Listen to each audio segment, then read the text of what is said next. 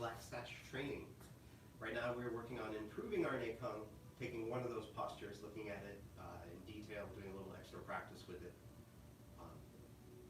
Trying to get the understanding that there's not really time forward while we're working out together. Number 6, all right. So let's practice a little bit more, get it in our heads, any questions we might have. Let's try it. Separate the feet shoulder width. Bend the knees, circle the arms. Let's just do a little bit more together. To the right.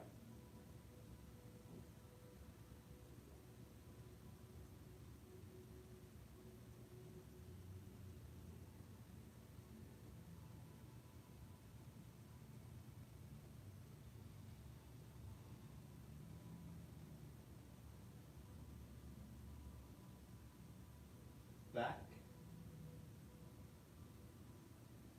and to the left.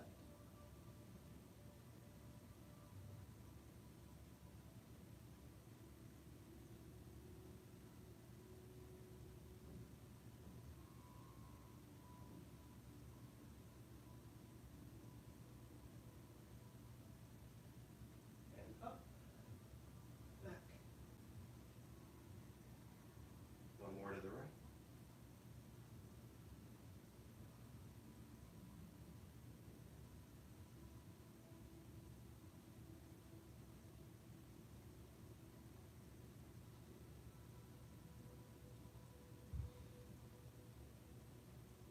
And back. One more to the left. Feel through. Don't think about it yet. We'll think about it in a second. Feel through your posture.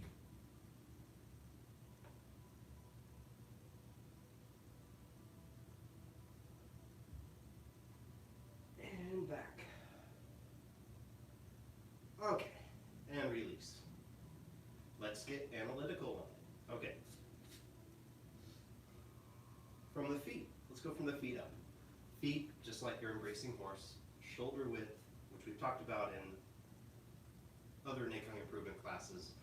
It's not like you measure your shoulders and put your feet there. It's a good estimate, good approximation. A better approximation would be dropping lines, finding your hip bones, dropping lines straight down like a plum with a weight on it. And then that line should be just inside where your feet are. That's, we'll call that your shoulder width.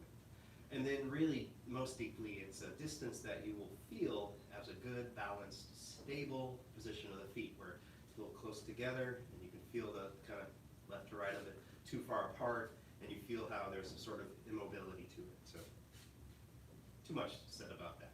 We'll help you find your shoulder width if you don't have a good sense of it already. So bend the knees, sink down. Same alignment from the feet through the legs, through the hips, through the tuck, just like embracing horse. Knees out, enough that you feel the weight concentrated in heels and outside edges, but not so much that the feet roll up.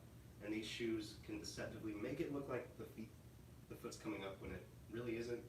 But sort of advanced, but don't let the ball of the foot lose contact with the floor.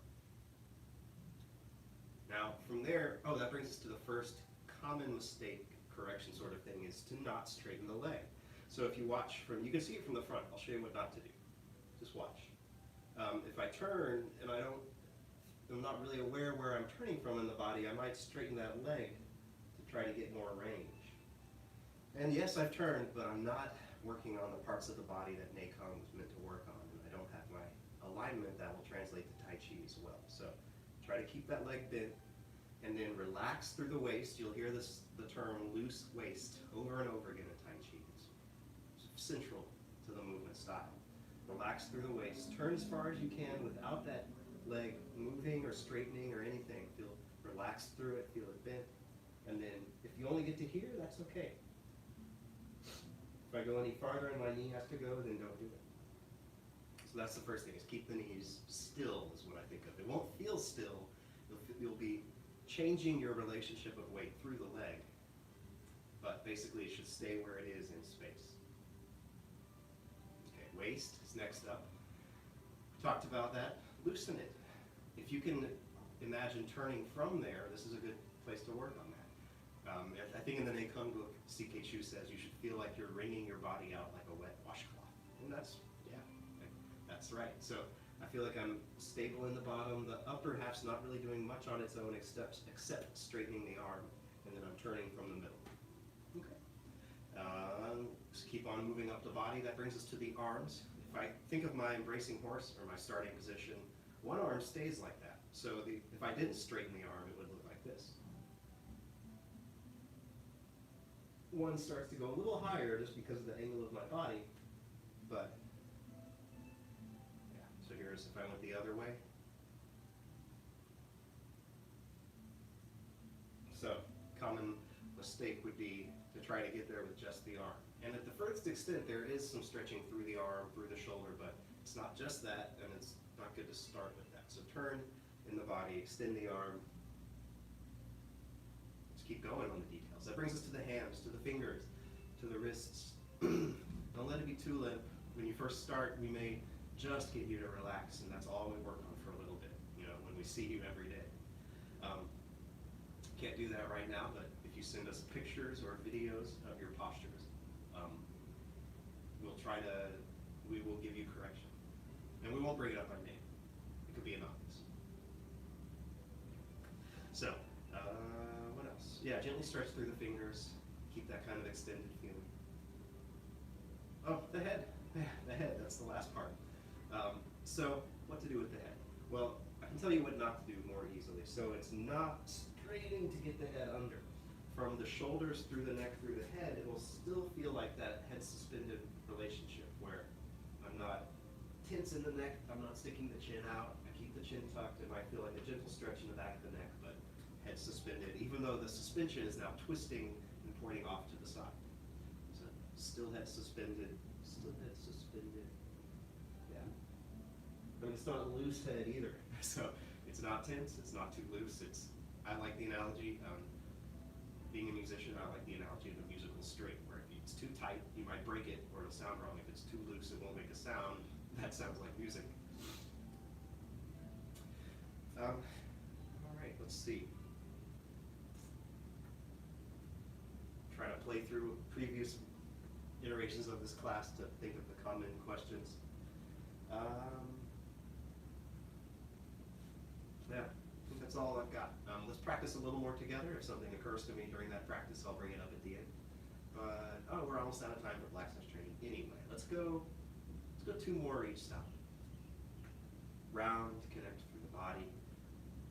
Body rounded, that's one of your 8 Nakon principles. And 1 to the right.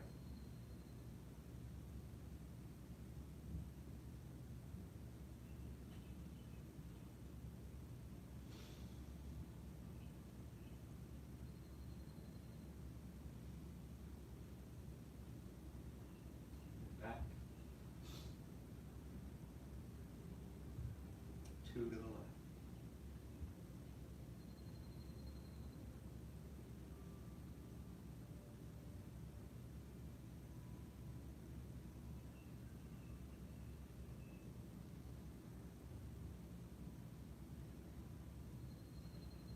And back. Let's do 2 more, and I'll talk a little bit more while we do them. To the right. In general, relax wherever you can. So if you're only focused on getting the move correct, some part will be wrong because of tension. So do whatever you can to correct the posture and relax through it. See what you notice when you relax through it. Be present in the body. Feel it. Relax through it. And back. So that's always true in these postures. And also, deep breath, always true in these postures. Turn. Yes, do all the stuff as best as you can. All the details, get them as close as you can. But then, be present in the posture. Relax. Soften.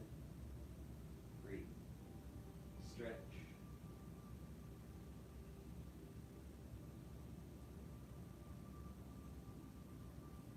And come back. Okay, release, straighten the legs, lower the hands. Okay. So, I encourage you to practice that on your own some more. And any questions that come up or that you already have, send them in, and we'll answer them next class. And let's do our life skill. Let's bow out our black sash training. The path of self-mastery requires a focused mind. A focused mind sees no obstacles. The path of self-mastery requires a focused mind. A focused mind sees no obstacles. The path of self-mastery requires a focused mind. A focused mind sees no obstacles.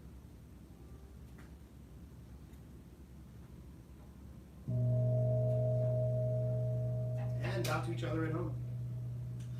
Black sash training dismissed. Master's path, get your flute, and we'll start in 60 seconds.